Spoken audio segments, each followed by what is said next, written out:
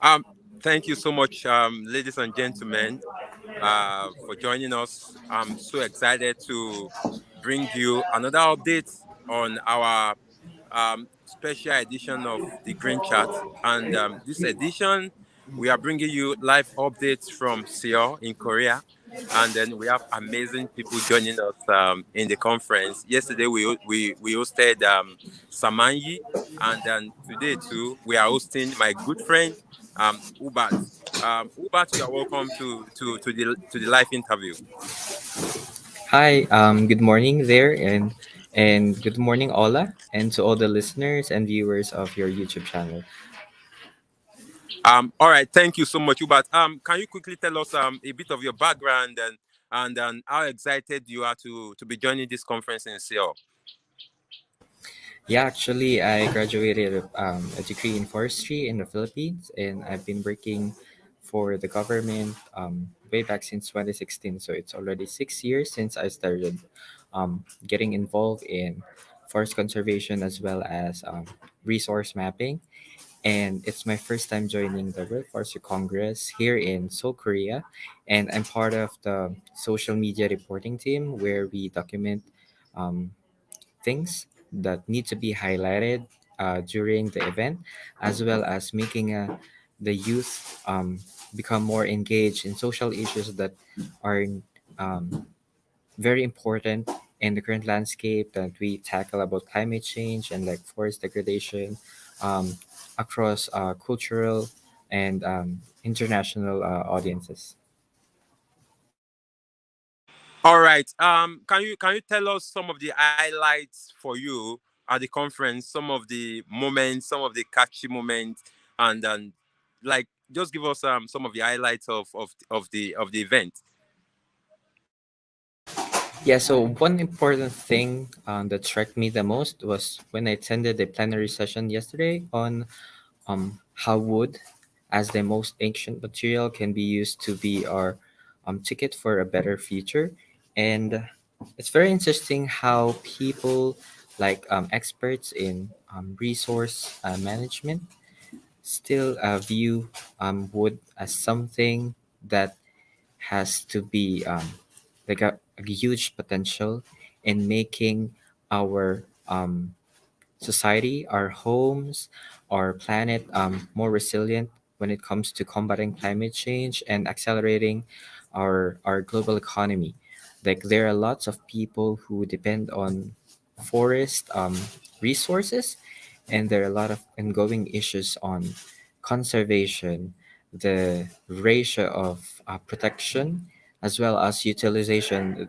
Lot back in my country, we have like existing laws on total logging ban. It means that you cannot cut or harvest trees.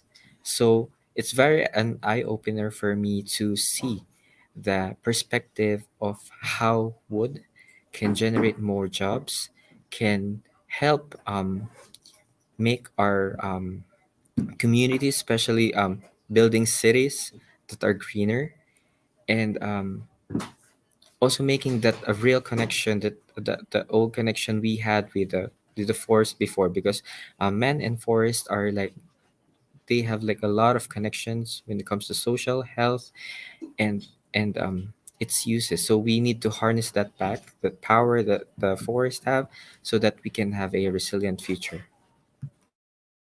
All right, thank you so much, Ubat. Some of the things at this event, are policy for formulation and policy making. Recently at this conference, they published a report, SOFO report, State of the Forest report, and then I would like to ask you, how do you think moving from policy into action?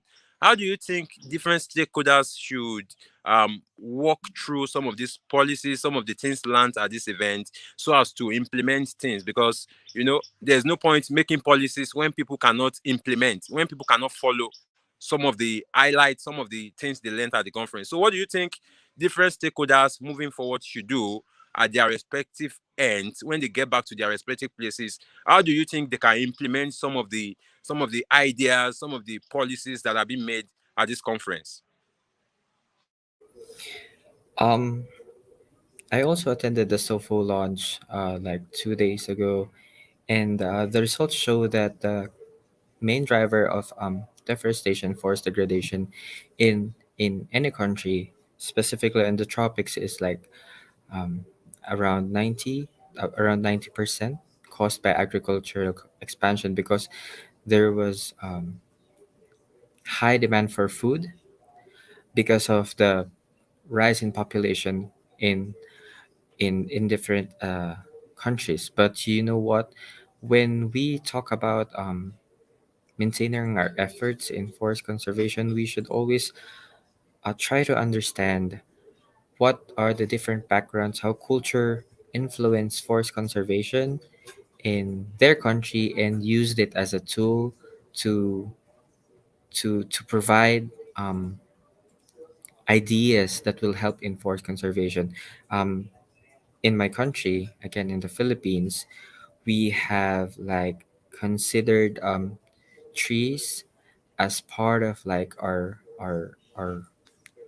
environment, our home. And like in other countries such as like Korea, they have like this different meaning of trees being a spiritual place where they can heal, they can release their stress, and it's something that to be considered, especially in for making policies for forest conservation.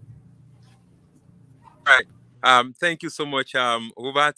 Thank you for sharing some of the highlights at the conference. All right. What do you think? I think this conversation will not be complete if we do not talk about the youth, some of their activities at this conference. And as youths, we are energetic people. Youth are people with great insight, and also they are characterized by the ability to move from one place to another, and and the power in their resilience. I think you understand. So, what do you think the role of youth should be after this conference, especially as a major stakeholder in driving change? You know what, Ola? The youth are the future leaders of our countries, and we have to take an active role in discussions like this of forest conservation, maintaining our climate um, on a habitable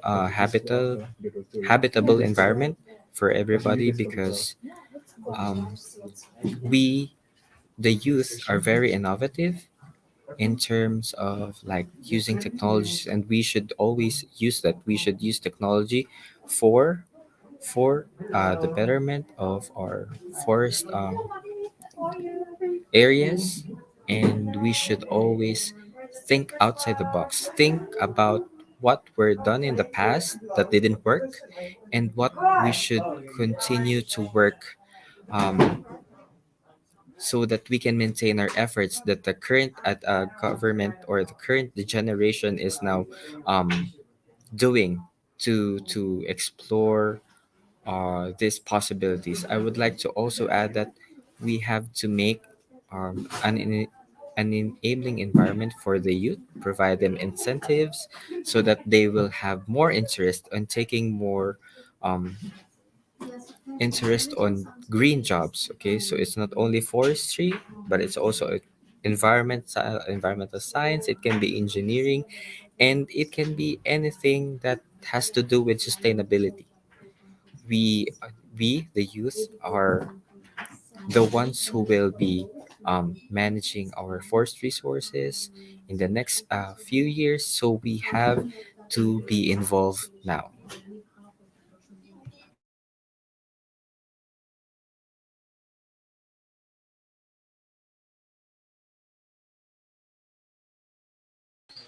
All right, thank you so much, Ubat, for that. All right, very quickly, I'd like us to talk about. We are gradually moving to the end of the interview session. Can you quickly talk about how important different stakeholders should take forestry education? Because I followed one of the sessions, and then we have people talking about forestry education, and then maybe lack of awareness, and then the participation of young people in forestry. and forestry related stuffs. So what do you think? How do you think we should take forestry education moving forward? As a result of this conference, definitely we have policies, we have different people coming up doing this and that. How do you think forestry education to be moving forward?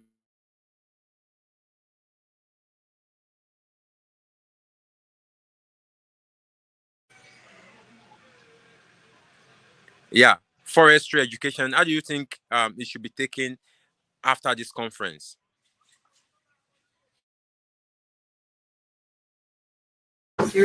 I think force education should be based on experience, and we should be able to develop communication strategies that will allow the youth to realize the importance of forest. And forest is not about just um, timber or wood or log. It's also about making our homes, our environment, habitable for everybody. It's also making an environment where wildlife, such as animals, can live, and they will not go extinct. At the same time, we should also consider that most of our um, needs come from the forest. So that's for clean water, clean air, the materials that we use, the food that we eat, the medicines that we take, so that we can um, be cured from the diseases that we experience. All of this came from the forest, and that's a powerful message that we have to pass on, that we cannot live without forest, and that nature is not something nice. Nature is a part of us, and we have to care for it. We have to think how to sustainably manage our forest, our nature, because we only have one planet, and we have to protect, um, and we have to cooperate together in working that cause. All right. Before we round up, one thing that we cannot take off forestry, especially in this century, is the advent of technology, and of course, there's a session on communication and technology too. How do you think young people, youth, how do you think people we can leverage more on technology to improve some of our forestry services? How do you think moving forward as a result of this conference, how do you think people should leverage more on the use of technology?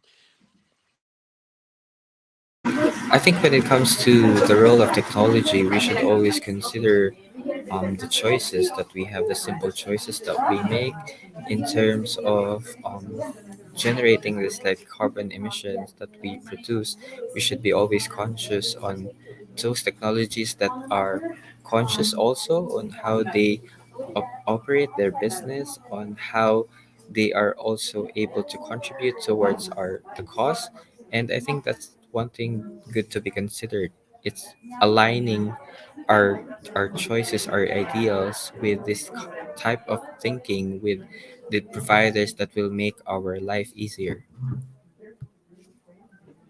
All right, thank you. So before I let you go, but can you tell us very quickly about the Korean culture and tell us if you are enjoying it? Yeah, so I've been in Korea like for 3 times already, and the Korean culture is vibrant. A lot of spicy foods that I enjoy, and like the night markets that we explored. Having like a street foods also is nice, and right now it's kind of cold for me here in South Korea, experiencing 15 to 17 degrees um, Celsius. And yeah, sometimes I encourage you guys, once the Korean government lifts um, the restriction on traveling for tourism, I hope you will have the opportunity to travel here in South Korea and experience their way of life, the way they view forests as part of their society, and I hope they will make an impact in your home countries as well. All right, thank you so much, Ubat, for joining us. Ubat is currently live in Korea at the venue of the World Forestry Congress. Thank you so much, Ubat, for joining us on this live interview. and we hope to connect more in the coming days. Yeah, All right, looking thank forward to it. Thank you, Ola. yeah, thank you, but bye.